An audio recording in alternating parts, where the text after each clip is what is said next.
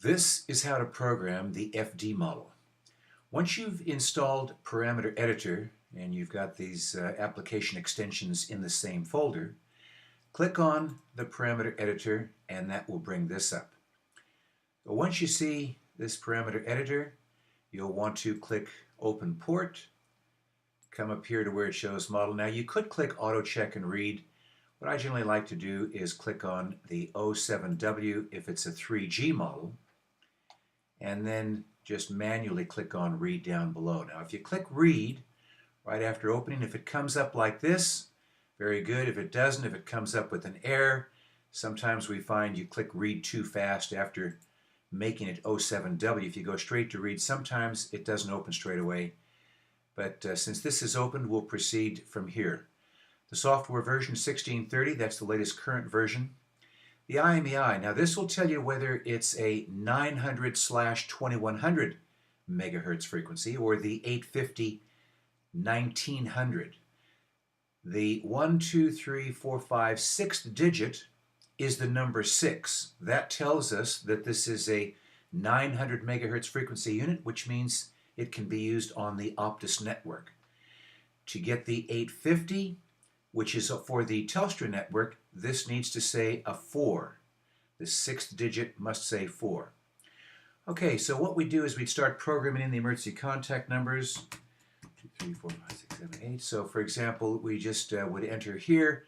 This means when the SOS button is pressed, it's going to call this number first.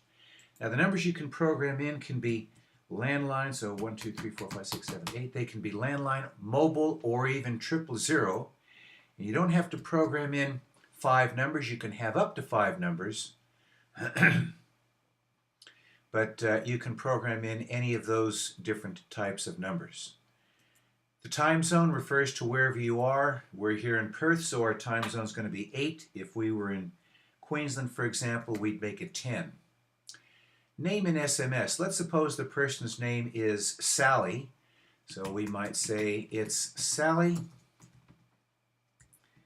So that when the button is pushed, the first 2 words that the emergency contact is going to see is it's Sally. Geofence, we don't need to be concerned with this. The assisted GPS, now wherever the user is, you'll want to enter wherever the address that you're sending it is. Here in Perth, it's something along these lines, and I'll go ahead and enter this. That's close enough. The main one is the 31 and the 115. These numbers are pretty close to correct. We want to turn this on. What this means is this is going to use the satellites in conjunction with the cell tower network to give a quicker reading of where the device is located when the SOS is pressed. So it doesn't need to see as many satellites because it uses the cell towers as well. Over speed alert, motion alert, we don't need to be concerned with that, nor the password. We see that the battery power is 100%, so this unit is fully charged. The APN, it's very critical to put the APN in because this is a 900 megahertz unit. We use the Amaysim SIM card, so for all Optus SIM cards, the APN is Yes Internet. If it were a Telstra card, we'd write in telstra.internet. Don't need to worry about the APN username or password. The APN is critical, especially if you're using the tracking platform, but this is just explaining how to use the parameter editor, so we won't get into the tracking platform right now. These function controls, so the default is power saving, SMS alarm, and call are all ticked. The power saving means the device is going to last a little bit longer between charges.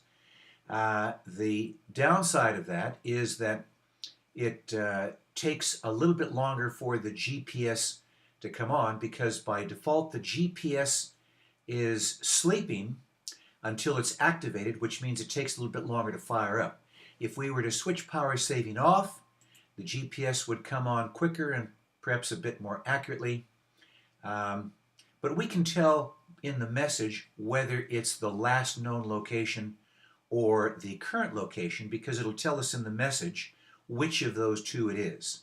We generally like to leave the power saving on because we find it pretty consistently gives the current location while saving a bit of power. Wouldn't worry about deep sleep. That turns off both the the GSM signal as well as the GPS. That takes a bit long to fire up. Yes, you get longer standby time, but basically we find that this is the most satisfactory to leave it on power saving. Fall alarm. If this is ticked, that means the fall detector is turned on.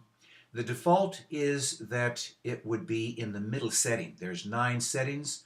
So ticking fall alarm is the same as if you were to text FL1, FL distinguishing the fall alert, and 1 means it's being turned on. To turn it off would be FL0. Now if you want one of the other settings, you would you would send a text FL1, comma, and then you could enter any number between 1 and 9. 1 is the least sensitive. 9 is the least sensitive. 1 is the most sensitive. Excuse me. Now, if you do send FL1, comma, and then a number, what that means is when the fall detection goes off, it's going to send the text only, and the message will say fall alarm or fall alert. If you want both a call as well as a text, you would send the text FL2 and then just have that be the default, which is at the 5 setting. Or you could send FL2 and then again, there's the 9 sensitivity settings. The SMS alarm refers to the fact that whenever messages go out, it's going to send a text. So for example, when the SOS is pressed, everyone whose mobile number is entered is going to receive a text. Switch that off and only calls go out. We generally like to have the text go out. Same as this, if you switch the call off, this means only texts will go out, no calls will go out. The onus is on the users who receive the text to then call the device because no calls are going to be made from the unit. We generally recommend having both SMS alarm and call ticked. So those are the 3 that are default. Those are the 3 we like to have remain. Once you've entered what you're going to enter, you click Save, and you'll see this come up. You click this, and you're good to go. Thanks for listening. As always, if you have any questions, give us a call.